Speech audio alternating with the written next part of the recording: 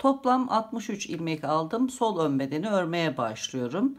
Aynen sağ ön beden gibi örülecek. Tek farkı ilik patının sol tarafta olması. İlk 2 ilmeği düz örüyorum. Burası dikiş kenarı olacak. Şimdi ilk ilmeğin içinden 3 ilmek çıkartıyorum. Bir kez doluyorum. Bir kez daha örüyorum. Toplam 3 ilmek dönüyorum. Bu 3 ilmeği arka tarafta ters örüyorum. 1, 2, 3. Tekrar ön tarafa dönüyorum. Tekrar düz örüyorum. Arka tarafta bu 3 ilmeği birlikte ters örüyorum.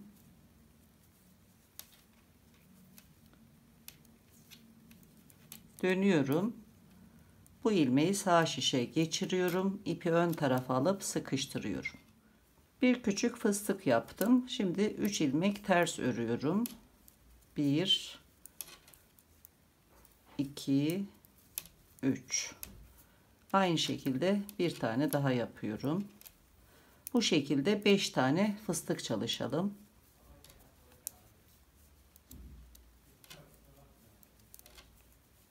Bir, 2, 3, 4, 5 adet fıstık ördüm. Şimdi araya bir düz ilmek örüyorum. İkinci desene başlıyorum. Burada da ilk fıstığı yapıyorum.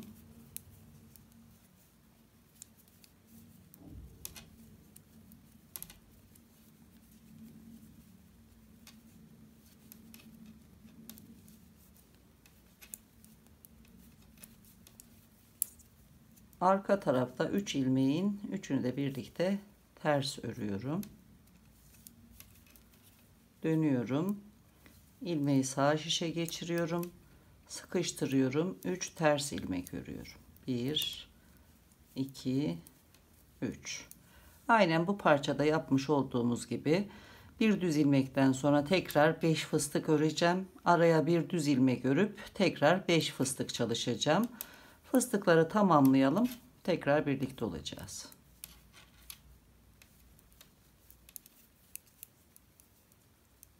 Son fıstığı yaptım. Bir ilmek düz örüyorum. Deseni tamamladım. Şimdi 5 ilmek haroşa. 1, 2, 3, 4, 5. Bu iki kenar ilmeği ön yüzde örerken ipi arkada, ilkini kaydırıyoruz. İkinciyi ters örüyoruz. Ön tarafta bu şekilde örülecek. Arka tarafa geçiyorum. Arka tarafta da kenar ilmeklerden ilkini şu şekilde örmeden kaydırıyorum. İkinciyi ters örüyorum. Bu şekilde örülecek arka tarafta. 5 ilmek haroşa örüyorum. 1, 2, 3, 4, 5. Arka tarafta ilmekleri görüldüğü şekliyle örüyoruz. Ters ilmekleri örüyorum. Fıstık yaptığımız ilmek de ters ilmek. 3 düz ilmek. Bir ters. 3 düz. Bir ters. 3 düz. Bir ters. 3 düz. 3 ilmeği ters örüyorum. Bu şekilde sıra sonuna kadar devam edelim. Sıra sonunda 3 düz ilmek örüyorum. Fıstık ilmeğini ters örüyorum. Bir ilmek daha ters örüyorum. Son 2 ilmeği ters ördüm. İp önde. Kenar ilmeği de örmeden alıp dönüyorum. Sol ön bedende 2 sıra ördüm. Bundan sonraki sıraları aynen sağ ön bedendeki gibi çalışacağız. Deseni tamamlayıp düz örgüye geçtikten sonra toplam 48 sıra sonra kenar patının kenarından başlayarak düz ilmekleri ikişer örerek 15 ilmek eksilteceğiz. Kenar patı ilmekleriyle birlikte burada 20 ilmek haroşa örmeye başlıyoruz. Buradaki haroşa diş sayısı 16 diş olunca kol kenarında ilmek eksiltmeye ve kol kenar bandını örmeye başlayacağız. Buraya kadar aynen sağ ön bedendeki gibi çalışalım. Kol ilmeklerini eksiltirken tekrar birlikte olacağız. Sol ön bedende kol evine kadar ördüm. Bu bölümde ilmek eksilttikten sonra 16 diş haroşa sırası oldu. Şimdi sağ kenarda 7 ilmeği kol kenar bandı için ayıracağım. İlk ikisini kenar ilmek olarak kullanacağım. 5 ilmek haroşa öreceğim. Haroşa ilmeklerden sonra 1 ilmek eksilteceğim. Bu işlemi 5 kez tekrarlayacağız. Yani 5 ilmek eksilteceğiz. Aynen burada olduğu gibi. Son sırada örmeden aldığım kenar ilmeği ters ördüm. Şimdi örmeye başlıyorum. İlk 2 ilmeği örmeden şu şekilde sağ şişime kaydırdım. 1, 2, 3, 4, 5 ilmek haroşa ördüm. Şimdi 1 ilmek eksilteceğim. İlmeklerden ilkinin yönünü değiştiriyorum. Şu şekilde ikisini birlikte örerek 1 ilmek eksiltiyorum. Düz devam ediyorum. Kenar ilmeklere kadar örüyorum. Kenar ilmeklere geldim. İlk ilmeği kaydırıyorum. İkinci kenar ilmeği ters örüp dönüyorum. İlk ilmeği kaydırdım. İkinci kenar ilmeği ters ördüm. 20 ilmek haroşa örüyorum. Daha sonra ters ilmekleri örerek son 7 ilmeğe kadar devam ediyorum.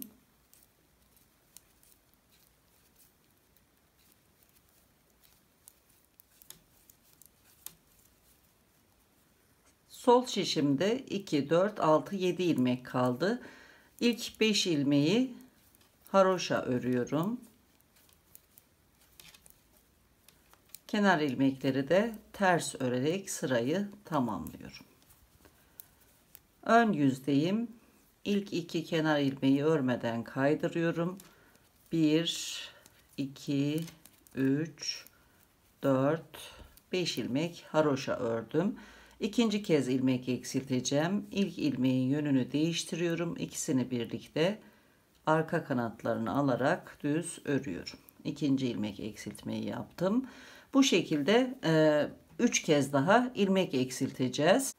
Ön bölümdeki haroşa diş sayısı 26 diş olunca yaka ilmeklerini eksiltmeye başlayacağız. Kol kenarındaki eksiltmeleri tamamladıktan sonra haroşa örgüleri haroşa, düz örgüyü düz devam ederek yaka ilmeklerini eksiltene kadar örgümüzü sürdürelim. Tekrar birlikte olacağız.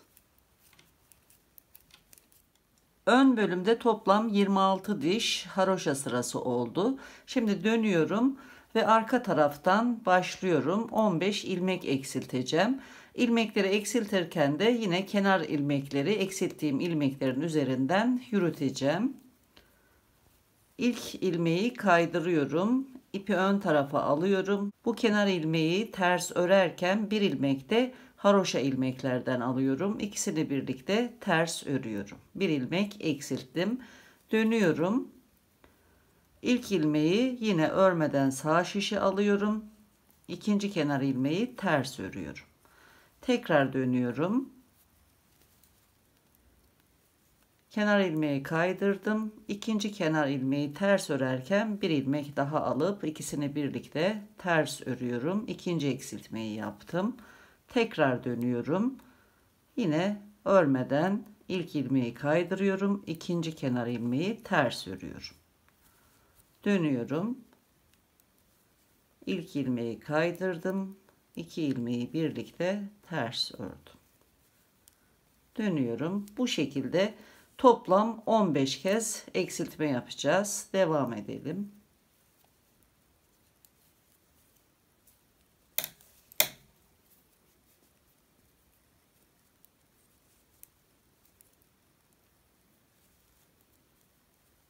Toplam 14 ilmek eksilttim. Şimdi 15. kez eksiltme yapıyorum.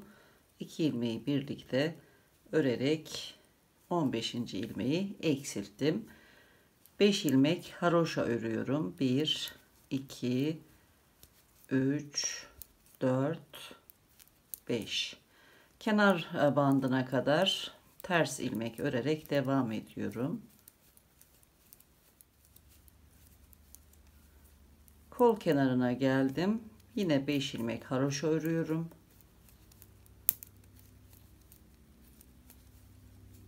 Kenar ilmekleri ters örüp dönüyorum.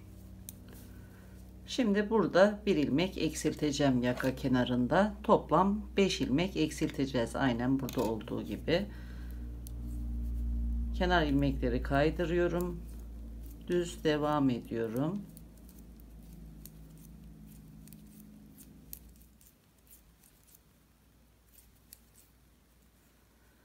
Sol şişimde 2, 4, 6, 8, 9 ilmek var. Haroşa ilmeklerden önceki 2 ilmeği birlikte düz örüyorum. 1 ilmek eksilttim. 5 ilmek haroşa örüyorum.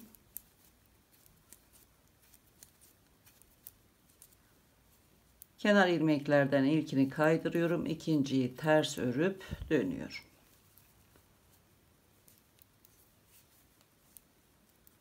İkinci kenar ilmeği ters örüyorum. 5 ilmek haroşa.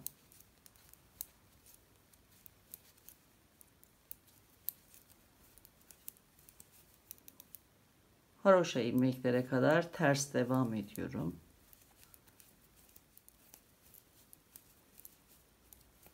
Beş ilmek haroşa örüyorum. Kenar ilmekleri ters örüp sırayı tamamlayıp dönüyorum. Şimdi ikinci kez eksiltme yapacağız yaka kenarında. Kenar ilmekleri kaydırıyorum. Sol şişimde 9 ilmek kalana kadar düz devam ediyorum.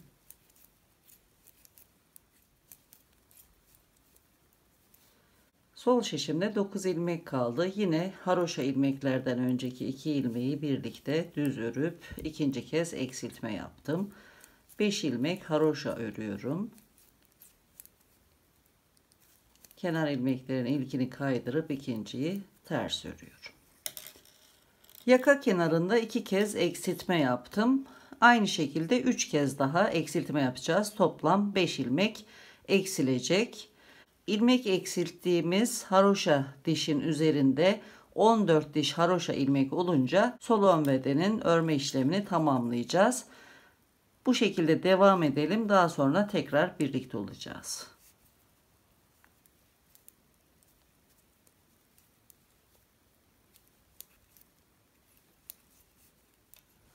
Sol ön bedenin örme işlemini tamamladım. Yaka ilmeklerimi kestikten sonra buradan itibaren toplam 14 diş haroşa oldu. Kol kenar bandında da 24 diş haroşa bulunuyor. Şişimde de toplam 23 ilmek var. Arka taraftan örerek geldim. İpi sağ tarafta bıraktım. Yine ilmekleri bir ilmek tutucuya alıp bekleteceğim. Ve buradan dikmek için bir miktar ip ayırıp ipi kesiyorum. Bu şekilde beklemeye alıyorum. Şimdi arka bedeni örmeye başlayacağım. Arka bedende 6 kez desen tekrarı yapacağım. Bir desen için 18 ilmek gerekiyor. Artı 1 ilmek de simetri için. 2 ilmek de kenar ilmek ekleyeceğim. Toplam 111 ilmekle başlayacağım. Kenar ilmekten sonra bir düz ilmekle aynı şekilde desene başlayacağız.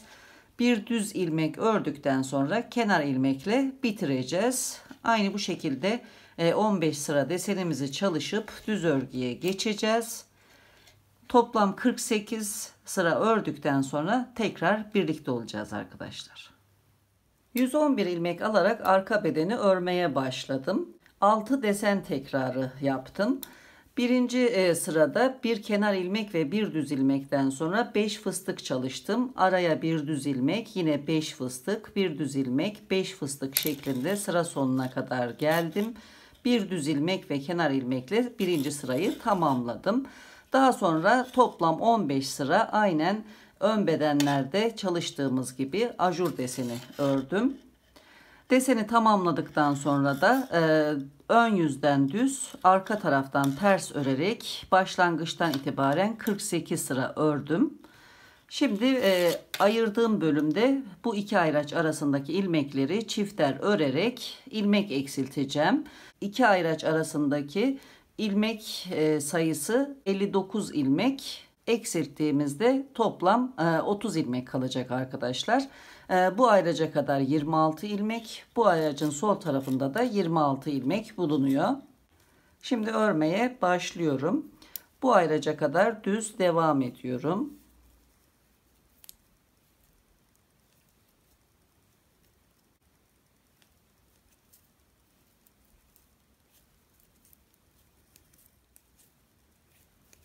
Ayraca kadar düz ördüm. Şimdi ayraçtan sonra ikişer ikişer düz örüyorum. Her ördüğümde bir ilmek eksiltiyorum. Bu şekilde diğer ayraca kadar çifter çifter öreceğiz. Son tek ilmeği tek olarak haroşa öreceğim. Diğer ayraca kadar ikişer ikişer düz devam edelim.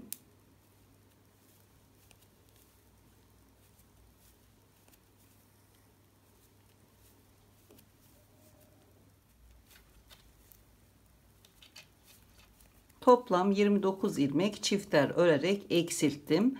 Son tek kalan ilmeği de tek olarak haroşa örüyorum. İki ayraç arasındaki ilmek sayısı 30 ilmek kaldı.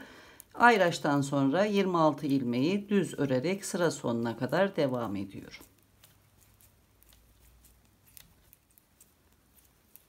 Sıra sonuna geldim. Kenar ilmeği örmeden alıp dönüyorum. Ayraca kadar ters örgüye devam ediyorum. Kenar ilmeği örüyorum. Ters devam edelim.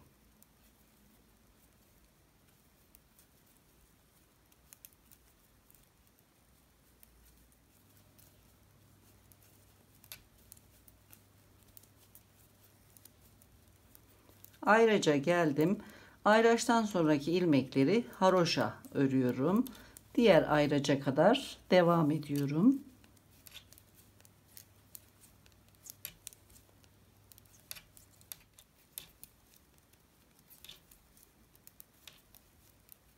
Ayraca kadar haroşa ördüm. Ayraçtan sonra ters örgüye devam ediyorum.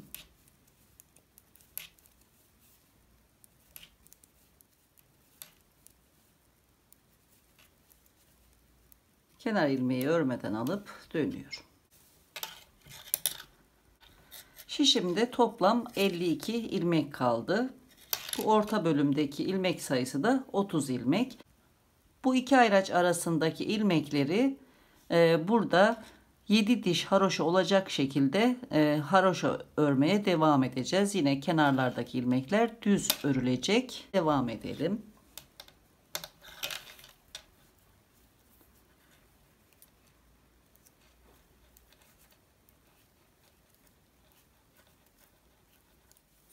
İlmekleri eksilttikten sonra 1, 2, 3, 4, 5, 6, 7 diş haroşa oldu.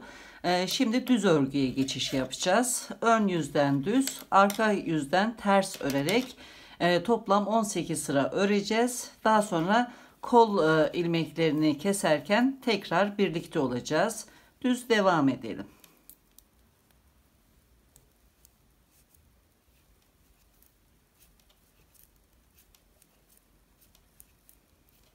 Orta bölümdeki haroşa ilmeklerin üzerine toplam 18 sıra ördüm. İlk birinci sıradan itibaren de 80 sıra oldu. Şimdi sağ kenarda kol patını yapmaya başlayacağım ve aynı zamanda ilmek eksilteceğim.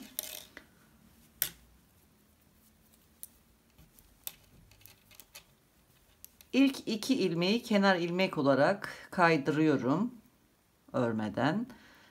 1, 2, 3, 4, 5 ilmek haroşa örüyorum. İlk ilmeğin yönünü değiştiriyorum ve iki ilmeği birlikte arka kanatlarını alarak düz örüyorum. Bir ilmek eksilttim. Düz örerek sıra sonunda 9 ilmek kalana kadar devam ediyorum.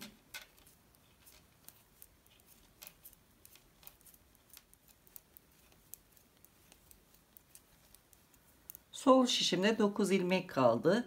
İlk iki ilmeği birlikte düz örüyorum. Bir ilmek eksilttim.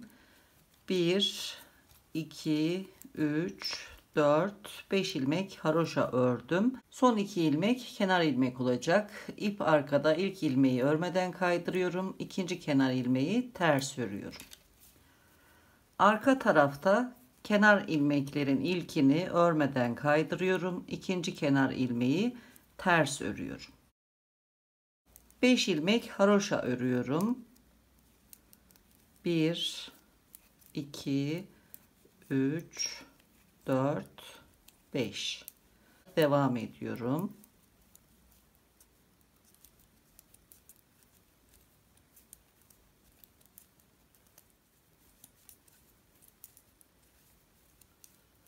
Sol şişimde 7 ilmek kaldı. İlk 5 ilmeği haroşa örüyorum. Kenar ilmeklerin her ikisini de ters örüyorum. Dönüyorum. 2 ilmeği örmeden kaydırıyorum. 5 ilmek haroşa örüyorum. Sol şişimdeki ilk ilmeğin yönünü değiştiriyorum. 2 ilmeğin arka kanatlarını alarak düz örüyorum. 1 ilmek eksilttim. İkinci eksiltmeyi yaptım. Sıra sonunda 9 ilmek kalana kadar düz devam ediyorum.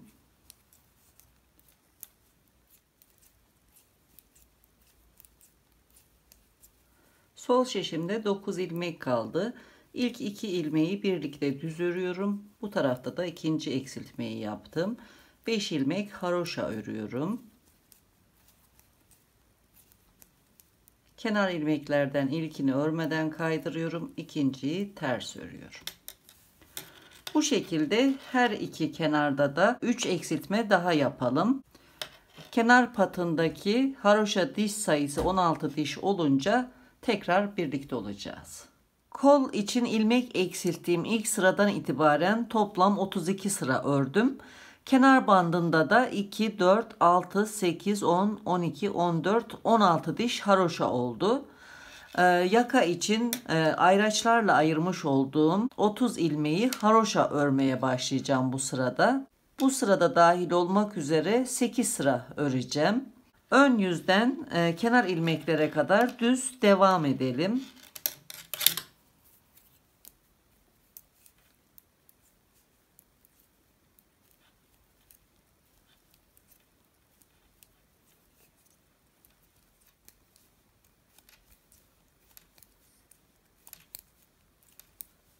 Kenar ilmeklerin ilkini örmeden kaydırıyorum. İkinciyi ters örüp dönüyorum. Arka tarafta bu ayraca kadar devam ediyorum. İlk kenar ilmeği kaydırıyorum. İkinci kenar ilmeği ters örüyorum. 5 ilmek haroşa. 1, 2, 3, 4, 5. Ayraca kadar olan ilmekleri ters örüyorum.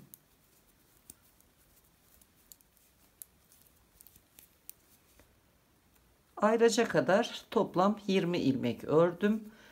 Ayraçtan sonraki ilmekleri bu ayraca kadar 32 ilmeği haroşa örüyorum.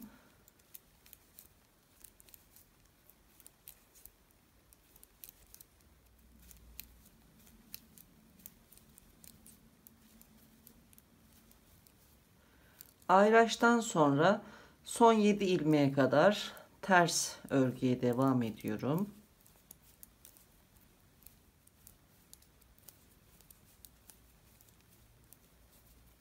Beş ilmek haroşa örüyorum.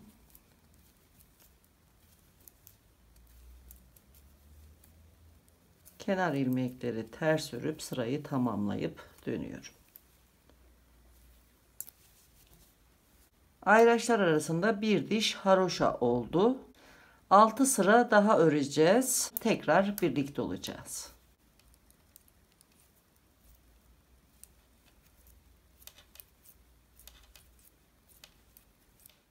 Ayraçlar arasındaki haroşa diş sayısı 1, 2, 3, 4 diş oldu.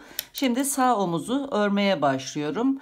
Sağ omuzu tamamladıktan sonra orta bölümde ilmekleri eksilteceğim ve devamında sol omuzu örmeye başlayacağım. Bu ayracı çıkartıyorum.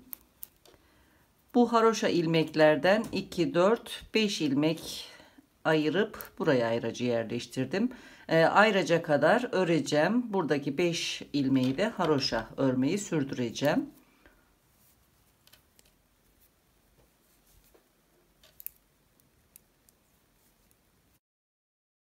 Düz devam ediyorum.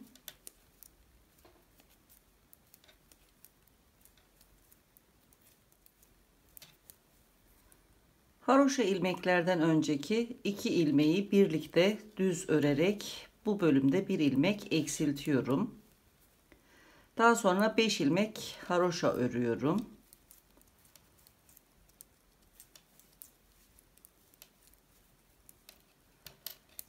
İki kenar ilmek ekliyorum. 1 2 dönüyorum. İlk kenar ilmeği düz örüyorum. İkinci kenar ilmeği ters örüyorum. 1 2 3 4 5 ilmek haroşa ördükten sonra bu kenardaki haroşa ilmeklere kadar ters örgüye devam ediyorum. 5 ilmek haroşa örüyorum. Kenar ilmekleri ters örüp sırayı tamamlıyorum. Ön yüzdeyiz. Kenar ilmeklerden sonra düz devam edeceğiz. Yine yaka kenarında bir ilmek eksilteceğiz.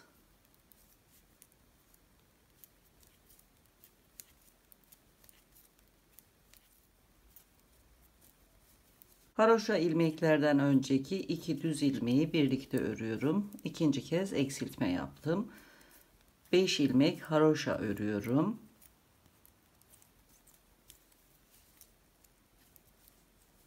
Kenar ilmeklerden ilkini örmeden kaydırıyorum. İkinci kenar ilmeği ters örüp dönüyorum.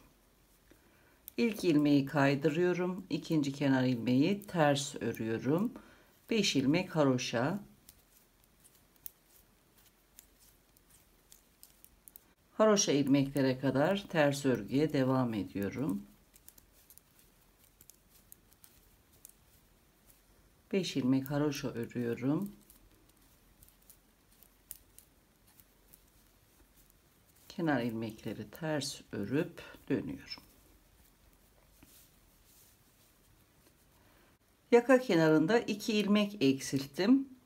Aynı şekilde 2 ilmek daha eksiltelim. Tekrar birlikte olacağız.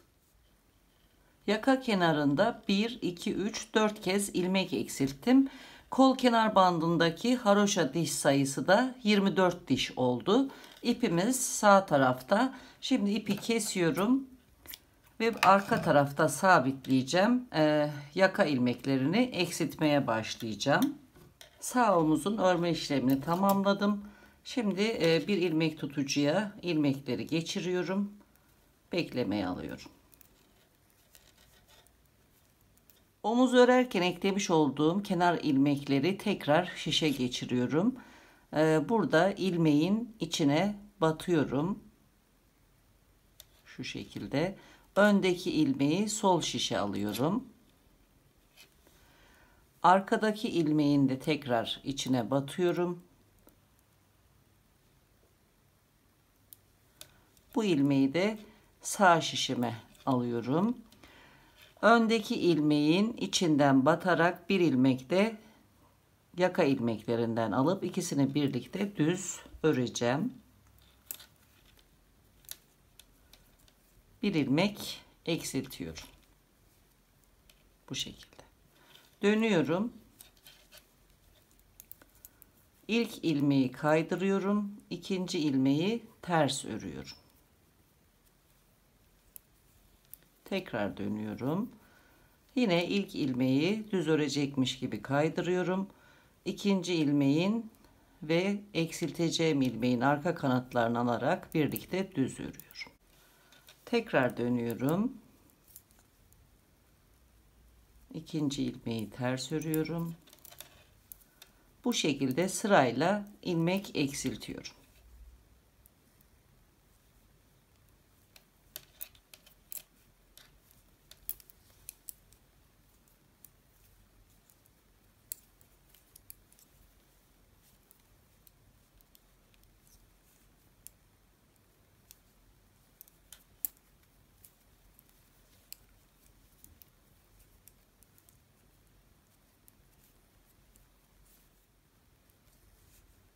21 ilmek eksilttim. 22. ve son eksiltmeyi yapıyorum. Kenarda 5 ilmek haroşa kaldı. 1 2 3 4 5 ilmek de haroşa ördüm. Şimdi bu kenarda da ilmek eksilteceğim. İlk ilmeğin yönünü değiştiriyorum. 2 ilmeği birlikte düz örerek 1 ilmek eksilttim. Kenar ilmeklere kadar düz devam ediyorum.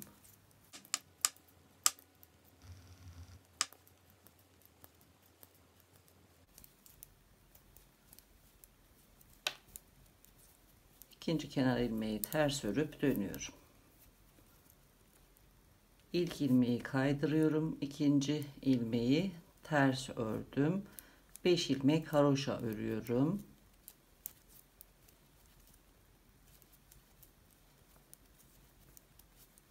Haroşa ilmeklere kadar ters örgüye devam ediyorum.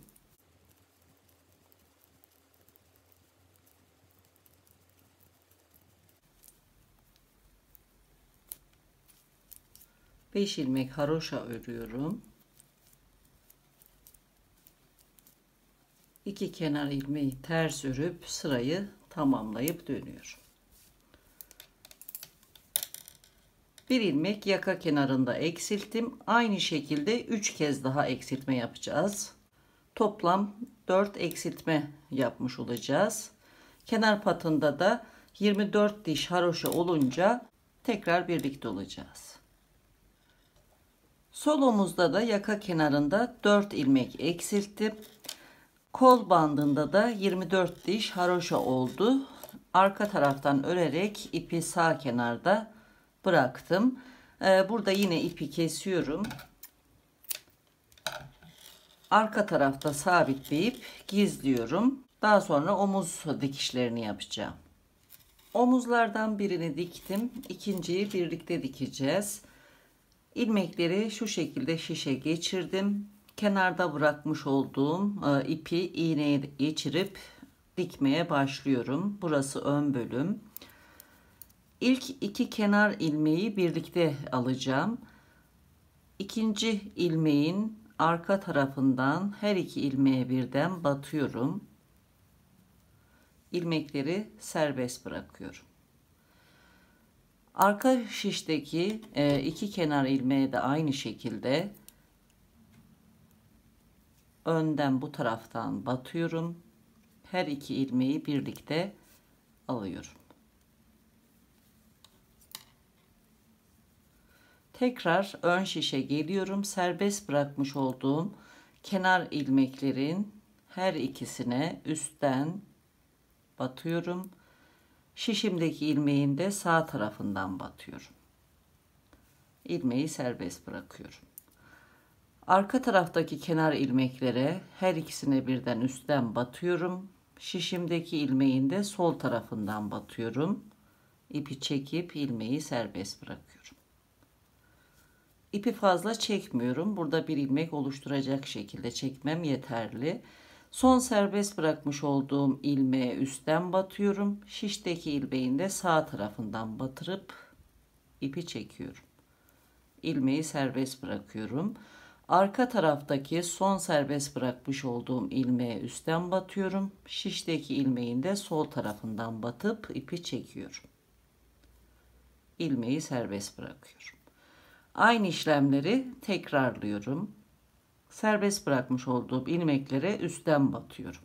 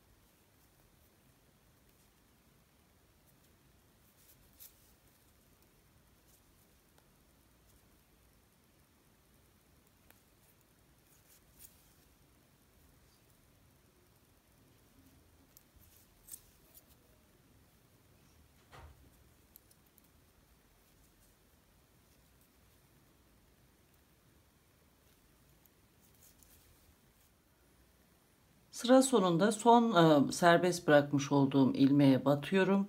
Şişimdeki iki kenar ilmeğe de şu şekilde alttan her ikisine birden batıyorum.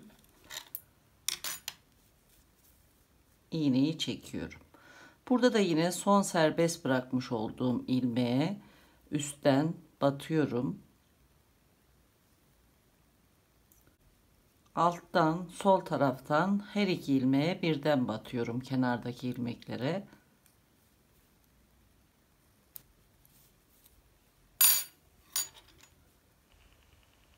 Tekrar ön tarafa geliyorum. Kenar ilmeklerin her ikisine birden üstten batıyorum. Bu tarafta da kenar ilmeklerin her ikisine birden üstten batıp sırayı tamamlıyorum.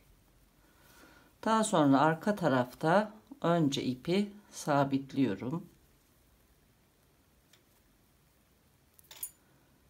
İlmekler arasından ipi yürüterek gizliyorum.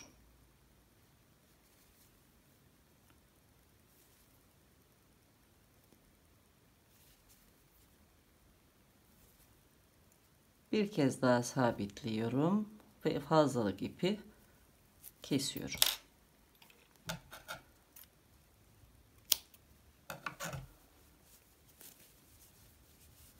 Bu şekilde. Yan dikişleri dikiyorum. Kenar ilmekten sonra ikinci ilmeğin içine batarak dikeceğim. Burada da aynı şekilde. Kenar ilmekten sonraki ilmeğin ilk ilmeğini alttan batıyorum. İpin ucunu şu şekilde tutuyorum. Aynı şekilde bu tarafta da ilk ilmeğe alttan batıyorum.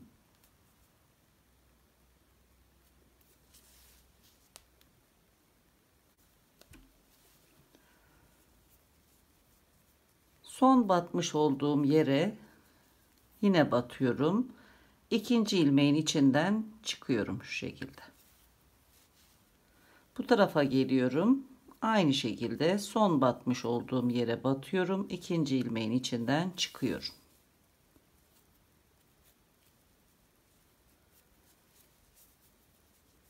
Bu tarafa geldim. Yine aynı işlemleri yapıyorum.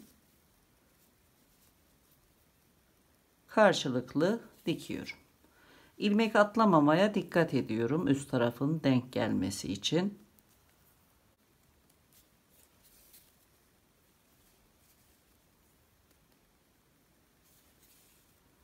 Daha sonra ipi hem alttan hem de üstten çekerek ilmekleri sıkıştırıp şöyle iki ucu birleştiriyorum. Bu şekilde üst bölüme kadar dikelim.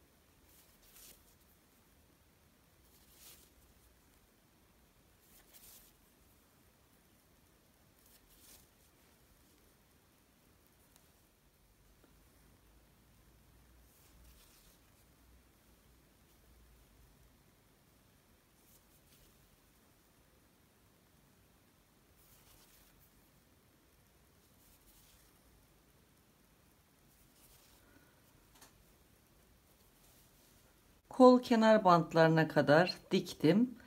İpi buradan alt tarafa geçiriyorum. Önce sabitliyorum. Daha sonra gizliyorum.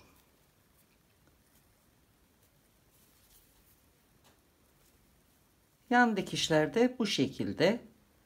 Burada fazlalık ipleri temizleyip alt tarafta yürüterek gizleyeceğim. Aynı şekilde diğer yan tarafı da dikeceğim. Düğmelerini diktikten sonra son şeklini sizlerle paylaşacağım. Yeleğin bütün işlemlerini tamamladım. Düğmelerini diktim. Son olarak da haroşa örgü bölümlerine yeleğe değdirmeden buharlı ütüyle buhar tutup elimle düzelttim arkadaşlar. Arkadan görüntüsü de bu şekilde. Çok şık, güzel bir yelek oldu. Bugünkü videomuzun da sonuna geldik. Yeni projelerde, yeni videolarda görüşmek üzere. Hoşça kalın, sağlıkla kalın.